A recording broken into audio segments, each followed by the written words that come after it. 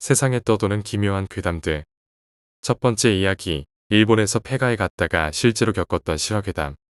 학생이었을 때의 이야기입니다. 그날은 여름방학인데다가 아르바이트도 쉬는 날이어서 오후 늦게까지 자고 있었는데 어머니에게 전화가 왔습니다. 뭔가 엄청난 일이 일어났다는 것이었죠. 누나 친구의 당시에 남자친구가 심령장소 순회를 아주 좋아하는 사람이었다고 합니다. 이미 몇 번이나 굿을 받기도 했다는데 뉘우침도 없이 또 그런 장소에 갔던 모양이었습니다. 누나의 친구를 A, 그 남자친구를 B라고 하도록 하겠습니다. A는 B의 방에 자주 놀러 가는데 어느 날 갑자기 B가 뭔가 오르골 소리가 나지 않아 라고 말하기 시작했다고 합니다. 장난치는 거라고 생각한 A는 그런 소리 안 나. 그만해. 라고 말했던 모양입니다. 그러나 계속 심각하게 진짜로 소리가 난다고 말하며 초조해하기에 방안을 한번 뒤져봤지만 결국 소리가 나는 물건은 찾지 못했다고 합니다. A는 기분이 나빠져서 기분 탓이야 라고 말하고 자려고 했다고 합니다. 그러나 B가 그래도 계속 오르골 소리가 들려 라고 이야기해서 A는 B를 어떻게든 진정시키고 잤다고 합니다. 그러다가 어느 순간 A가 화장실이 가고 싶어져서 화장실에 갔는데 창문에 얼굴을 찰싹 붙인 여자의 형상이 있었다고 합니다. 순간 B가 A의 손을 잡았다고 합니다. 분명 무서워서 잡은 거라고 생각했는데 A의 손을 잡고 있던 또 다른 손이 B의 손이 아니라는 것에 참을 수가 없어서 A는 B의 집을 뛰쳐나왔다고 합니다. 그래서 누나는 아침까지 A와 함께 보냈다고 합니다. 아침이 되고 각자 집으로 돌아가 어머니는 아무도 없는 방에서 낮잠을 자고 있었던 모양입니다만 랩하는 것처럼 중얼거리는 소리가 방 안에서 났다고 합니다. 거기서 나에게 전화를 해온 것입니다만 그 이야기가 끝날 무렵에 전화 저쪽에서 여자의 목소리가 들려왔습니다. 어머니도 들렸던 모양인데 전화 같은 걸로 이 이야기를 하지 않는 편이 나았을걸. 이번에는 내가 있는 곳에 갈 수도 있는데 라고 하면서 전화를 끊었죠. 그리고 이것이 시작이었습니다. 그 전화가 있고 나서 집에 혼자 있을 때는 중얼거리는 소리가 나고 가위 눌림도 매일 밤마다 눌렸고 그 여자의 웃음소리가 끝없이 들려왔습니다. 옆으로 잘 때 여자의 손이 달라붙어 있던 적도 있었습니다. 가위 눌림 같은 건 솔직히 지금까지 많이 겪었기에 지금까지는 복근에 힘을 넣으면 간단히 풀렸었습니다. 하지만 이번에는 그것도 효과가 없습니다. 꽤 강한 놈이 와버렸어. 라고 생각했을 때는 이미 늦어서 정신적으로도 이상해져 있었습니다. 노이로제 같은 것이 아니라 이른바 귀신에 홀린 상태였습니다. 부모님에게 전화가 걸려와도 받지 않고 집에 찾아오셔도 집에 없는 척 했습니다. 전혀 만날 생각이 없었습니다. 학교도 가지 않고 한 걸음도 집에서 나오지 않고 무엇에 대해서든 비관적으로 생각하게 되어버려서 자살 충동까지 느끼게 되었습니다. 매일 괴로운 상태였기에 침대에 계속 누워 어떻게 죽을까라는 생각만 했습니다. 그러나 한편으론 냉정하게 그런 것과 투쟁해야겠다고 생각하는 자신이 있었습니다. 이상한 이야기지만 이때는 또 다른 자신이 몸속에 있는 듯한 느낌이었습니다. 홀린 거야 라고 자각을 하고 있었기 때문입니다. 이제 와서 생각하면 악령에 씌여서 죽는다는 것은 이런 식의 느낌이 반복되다가 지쳐서 자살해버리는 것이 아닐까 싶습니다. 정신과에 가면 우울증이라고 확실히 진단받겠죠. 그날도 매일처럼 가위 눌림이 시작되었습니다. 오른쪽 귀에서는 언제나와 같이 여자가 크게 웃는 소리가 들렸습니다. 왼쪽 귀에서는 평소와는 다르게 남성보다 더 낮은 목소리로 연부를 외우는 목소리가 들렸습니다. 순간 가위 눌림이 풀렸습니다. 깨보니 밖은 이미 아침이라 밝았습니다만 너무나도 지쳐 있었기 때문에 다시 잠이 들었습니다. 그리고 꿈을 꾸었습니다. 돌아가신 할머니가 나왔습니다. 거기는 바다였고 굉장히 조용한 곳이었습니다. 바다와 모래 그리고 하늘이 펼쳐져 있었습니다만 강렬한 파랑 같은 색이 아니라 희미한 잿빛 같은 색으로 가득 차 있었습니다. 그 바다에서 할머니는 생전에 만나러 갔을 때와 같이 잘했다라고 하면서 저를 꼭 안아주었습니다. 할머니의 웃는 얼굴은 여전히 밝았습니다. 깨어났을 때 눈물이 흐르고 있었습니다. 지금 할머니의 무덤에 가봐야겠다라고 생각했습니다. 제대로 준비도 하지 않고 부랴부랴 집을 나와서 할머니의 무덤이 있는 곳으로 갔습니다. 할머니의 무덤은 일본에서도 유명한 큰 절 안에 있었기 때문에 성묘하고 나서 절 산책도 했습니다. 그리고 솔직히 가기는 싫었지만 이럴 때 본가에 기대는 게 좋겠다고 생각해서 본가로 갔습니다. 어머니는 저를 걱정하고 있었습니다. 그리고 지금 저의 상태에 대해 이야기했습니다. 너는 그런 영향을 받기 쉬운 체질인가 보다라고 어머니께서 말씀하셨습니다. 많은 이야기를 나눈 후에 저는 본가로 돌아갈 결심을 했습니다. 대학은 그때 이미 너무 많은 날을 나가지 않아서 퇴학 처리가 되어 있었습니다. 현재 내 인생에서 그때가 가장 어두운 시기였으며 잃은 것은 많지만 그래도 그때 충동해지지 않고 자살을 하지 않고 끝난 만큼 참 다행이라고 생각합니다. 그때는 소중한 생명을 돌아가신 할머니가 지켜준 것이라고 생각합니다. 지금도 어딘가에서 지켜봐주고 있다고 생각합니다. 두 번째 이야기, 꿈과 현실은 다르다. 산속에 사는 나의 할머니 집 근처에는 강이 있고 매년 여름방학에 놀러가면 그 강에서 놀았다. 여름 오후 그 강에서 놀고 있는데 어느 순간 정신을 차리고 보니 주위에는 아무도 없었다. 갑자기 불안해져서 집에 가려고 생각했기에 서둘러 집에 가고 있었다. 할머니 집까지 가는 길에 흰색 원피스를 입고 밀짚 모자를 쓴 낯선 젊은 여자가 할머니 집에서 걸어왔다. 누구일까라고 생각하고 엇갈리는 와중에 그 얼굴을 보니 너무 예쁜 여자였다. 여자는 내 얼굴을 보고 미소를 지었고 시원스러운 눈빛으로 나를 보고 있었다. 내가 할머니 집에 도착했는데 집에서는 장례식이 진행되고 있었다. 나는 그것이 내 장례식임을 직관적으로 깨달았다. 그 순간 나는 꿈에서 깨었다. 실로 무시무시한 꿈이라고 생각했지만 그 꿈은 금방 잊어버렸다. 그리고 얼마 후 여름방학이 찾아와서 평소처럼 할머니 집에 놀러갔다. 그리고 평소처럼 강에서 놀고 있었다. 오랫동안 놀았기 때문에 이제 집으로 돌아가려고 샛길을 걸어가는데 앞에서 원피스에 밀짚 모자를 쓴 여자가 걸어왔다. 그 순간 나는 그때까지 잊었던 꿈이 떠올랐다. 그 광경은 그 꿈에서 본 광경과 흡사했던 것이다. 나는 직감적으로 그 여자라고 생각했고 여자에게서 시선을 피하며 걸었다. 여자와 나와의 거리가 점차 좁혀진다. 나는 외면하면서 걸어간다. 그리고 결국 엇갈린 그 순간 그 여자가 낮게 신음 같은 원망하는 것 같은 목소리로 말했다.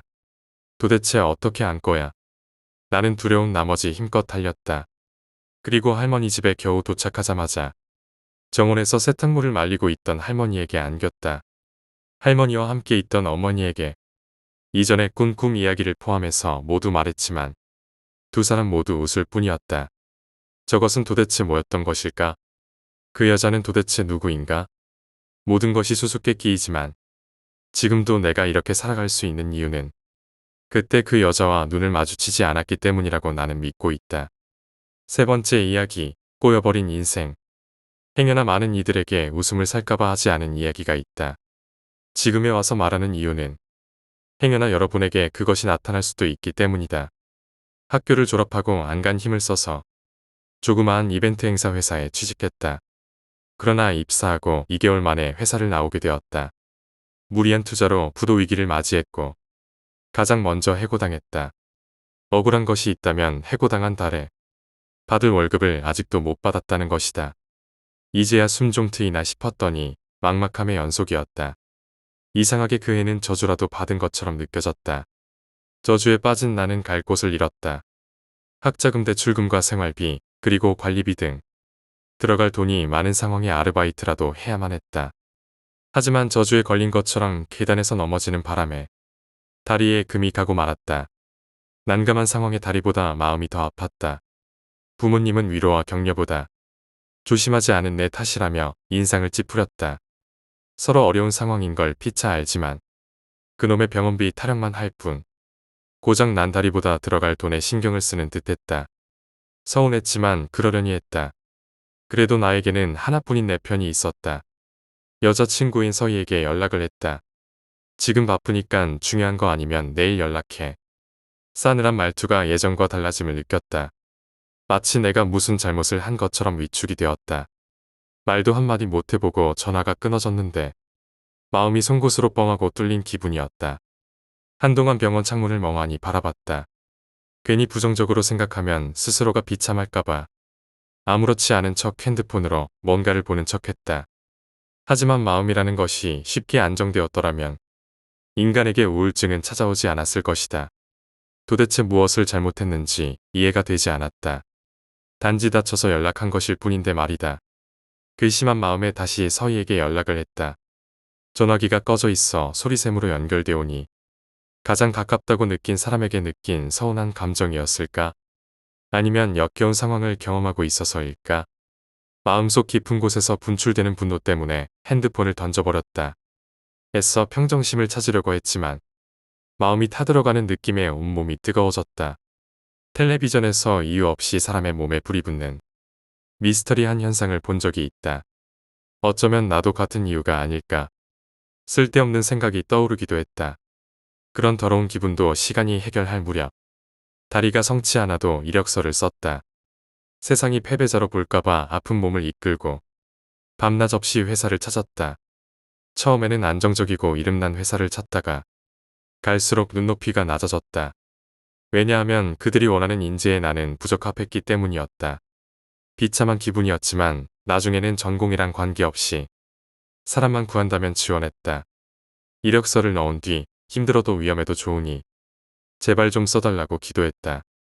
금이 간다리에 뼈가 모두 붙을 무렵에 핸드폰이 울렸다. 서류 심사 합격이라 면접을 보러 오라는 연락이었다.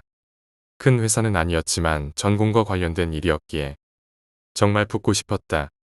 규모가 크지 않기 때문에 면접을 본다는 것은 붙을 확률이 꽤 높다는 의미로 해석했다. 그날따라 일이 잘 될 것 같은지 서희에게 연락도 왔다. 모든 것이 보상받는 기분이었다. 아드레날린이 용솟음쳤다. 면접 일까지 시간이 빠르게 지나갔다. 몇 날 며칠을 면접에 대한 질문과 답변을 쓰고 외웠다.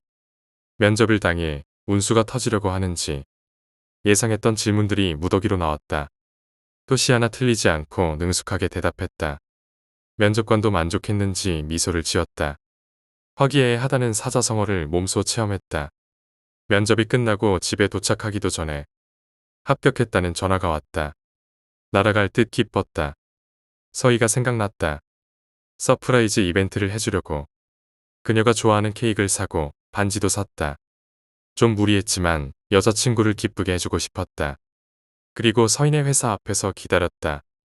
꽤 긴 시간이었지만 기분이 좋다 보니 시간이 빠르게 지나갔다. 시계가 6시를 알리자마자 현관문에서 서희가 나왔다. 서희가 지나는 골목에서 머리만 내밀었다.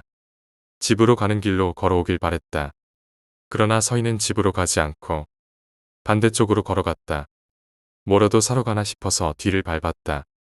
그런데 훤칠한 남자가 나타나더니 서희가 그를 향해 달려갔다. 남자는 내 여자친구를 와락 끌어안았다. 둘은 입을 맞췄고 누가 봐도 연인인 것처럼 행동했다. 서희가 그렇게 해맑은 미소를 짓는 걸 처음 봤다. 그 광경을 몰래 지켜보면서 서희에게 전화를 걸었다. 그녀는 내게 전화가 오자 받지도 않고 다시 주머니에 핸드폰을 넣었다. 분노란 정말 무서운 것이다. 나도 모르게 욕을 내뱉으며 그들에게 뛰어들고 있었다. 분노에 찬 발소리를 들은 그녀가 뒤돌아봤다. 토끼 눈이 된 그녀였다.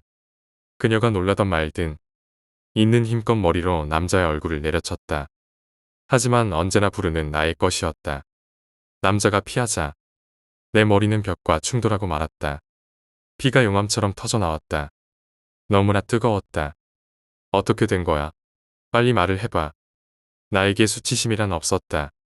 목이 찢어질 정도로 소리를 쳤다. 눈에 피가 들어가니 따갑고 아팠지만 분노 때문인지 대수롭지 않았다.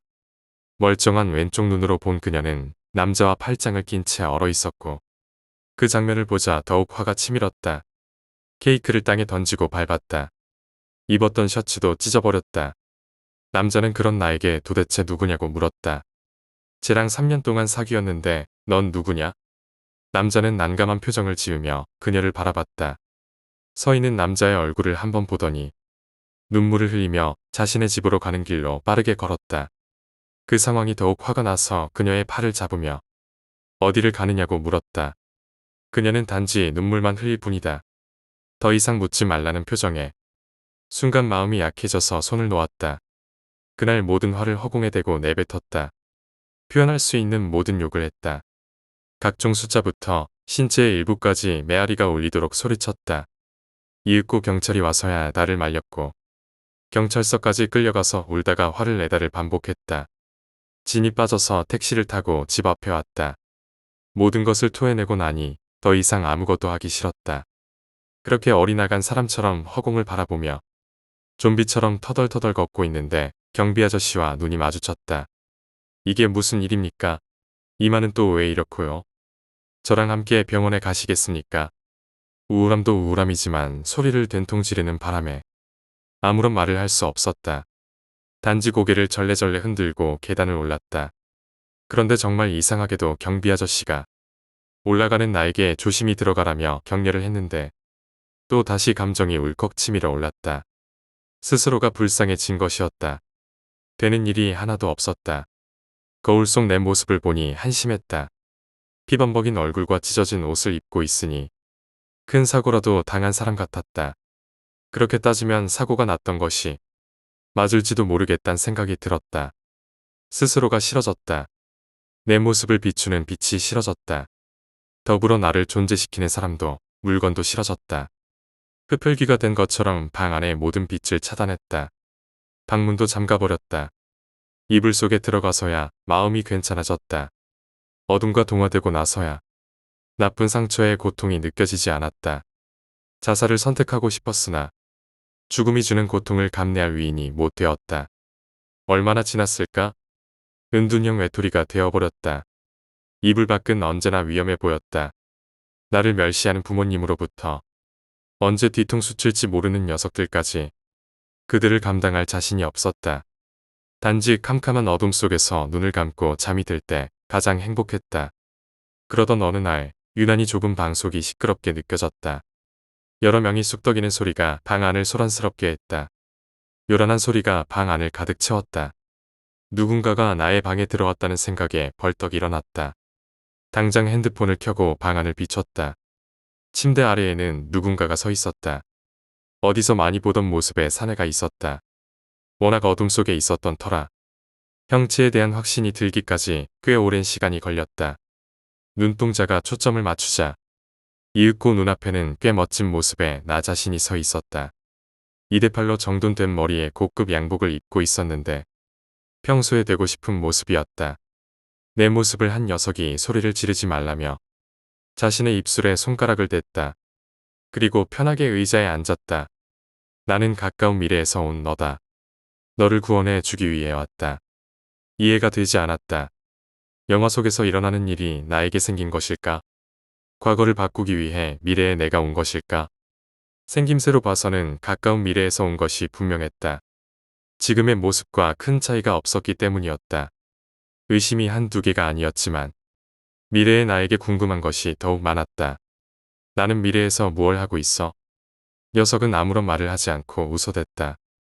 행여나 거울을 보는 것이 아닌지 몇 번이나 눈을 비볐다. 하지만 그것은 정말 또 다른 나였다. 이미 내 방의 거울은 산산조각 났기 때문이다. 지금 이 모습을 보면 모르겠나? 먼 미래는 나도 모르지만 이번 주에 너는 로또 1등에 당첨될 거야. 그리고 인생이 한 번에 쫙 펴지는 것이지. 비싼 차에 넓은 집에 우리 나이 또래가 부러워하는 삶을 살고 있어. 어마어마한 돈이 감당이 안 될 정도로 미래에서 온 나의 말이 솔깃했다. 정말로 그것이 사실이길 바랐다. 왠지 모를 소식에 흥분이 되었다. 진정 그를 과거의 자신을 구하기 위해 미래에서 온 나라고 생각했다. 왜냐하면 갈수록 죽고 싶다는 생각이 들었던 지난 날이었기 때문이다. 과거에 내가 존재하지 않는다면 미래에도 내가 존재하지 않으니 녀석이 찾아왔다고 철석같이 여겼다. 로또에 당첨되면 말이지. 멍청한 것들이 그제야 진가를 알아보더라고. 부모도 그렇고 친구도 그렇고 그리고 서희까지 말이야. 어찌나 다시 사귀어달라고 애걸복걸하던지. 그 말을 듣는데 갈증이 해소되는 듯 기뻤다. 벼락을 맞을 확률보다 낫다는 행운이 나에게 찾아오면서 그동안 나를 무시했던 사람들에게 인정을 받는다는 소리가 어찌나 통쾌한지 오랜만에 맛보는 행복이었다. 그렇다면 이번 주에 로또를 사야겠구나. 너는 번호를 가르쳐주러 온 것이구나. 녀석은 나의 눈을 보며 의미심장한 눈으로 고개를 끄덕였다. 그리고 나지막하게 번호를 불렀다.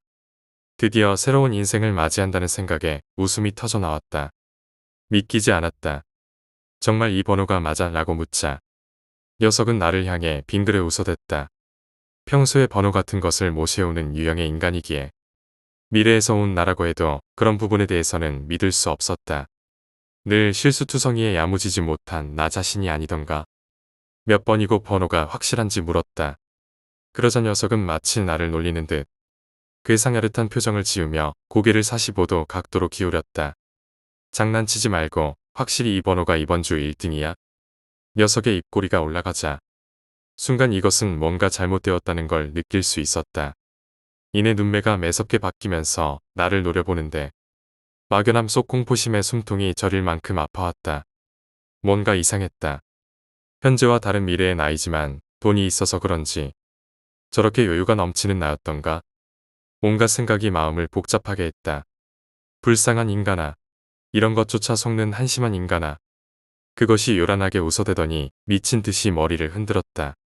머리가 흔들릴 때마다 머리카락이 길어지는 기괴함에 눈을 뗄 수가 없었다. 남자의 목소리도 아니고 여자의 목소리도 아닌 육성으로 웃어대는데 당장 도망치고 싶었다. 핸드폰 불빛이 그것을 비추는데 마치 영사기에서 공포영화가 나온 것처럼 보였다. 폐가 아플 정도로 숨이 빠르게 쉬어졌다. 그러나 몸은 마비가 된 듯 움직일 수 없었다. 어떻게 해야 할지 계산이 서지 않았다. 이런 경험은 난생 처음인지라 당황의 늪에 빠져버렸다. 그것은 피리 귀신의 모습이었다. 조선시대의 고문이라도 받은 사람처럼 긴 머리가 여기저기 뻗쳐 있었다. 그것은 내가 아니었다. 분명히 내가 아니었다. 그것이 한참을 조롱하더니 굶주린 호랑이가 인간을 발견한 듯 슬금슬금 기어왔다. 당장 도망치고 싶었지만 이미 그것의 얼굴이 코앞까지 왔다. 해괴망측한 얼굴에서 역겨운 냄새가 진동을 하기에 고개를 돌렸다. 너의 미래를 알고 싶나? 정말 가르쳐줘. 무서웠지만 나의 미래가 궁금했다. 그것의 요상한 얼굴을 차마 못 보며 고개를 끄덕였다. 너는 이 어둠을 벗어나지 못한다. 왜냐하면 누구 하나도 너에게 관심이 없기 때문이지. 너의 부모와 친구도 그리고 바람이 났네 여자친구도. 혼자 외로움과 사투하고 있는 너를 잊은 지 오래다. 내가 이런 캄캄한 어둠과 하나가 되고 있을 때 남들은 아주 잘 먹고 잘 살아. 너를 버린 서희 그년도 지금쯤 딴 놈과 시시덕거리며 청춘을 불사지르고 있다고. 순식간에 공포는 분노가 되었다. 그동안 힘들게 마음속 깊은 곳에 굳혔던 분노들이 다시 치밀어 오르기 시작했다. 너의 미래는 둘 중 하나다. 너 혼자만의 죽음을 맞이하거나 또는 다 같이 죽는 것이지. 하지만 혼자만 죽기에는 너무 억울하지 않나? 이왕 죽을 거 미운 놈들 하나라도 같이 저승길로 데려가는 것이 덜 억울하지 않을까? 녀석의 말이 맞았다. 이왕 죽을 거. 나 혼자만 죽을 수 없었다. 어차피 어둠 속에서 조용히 죽으려고 했던 내가 아니던가. 하지만 너무 괘씸했다. 그날 이후 아무도 나의 손을 잡아주는 이가 없었다. 혼자 어둠 속에 빠져서 허우적거릴 때 아무도 없었다. 모두 죽여버리고 싶었다. 당장 캄캄한 방을 나가서 칼을 손에 쥐려고 문을 열었다. 그런데 경비 아저씨가 거기서 왜 나왔는지 모르겠다. 한참 동안 방문을 열고 멈춰 있었다. 그동안 얼마나 마음고생이 심했겠습니까? 이제 이 어둠 속에서 나오십시오. 투박한 손으로 나의 어깨에 손을 얹었다.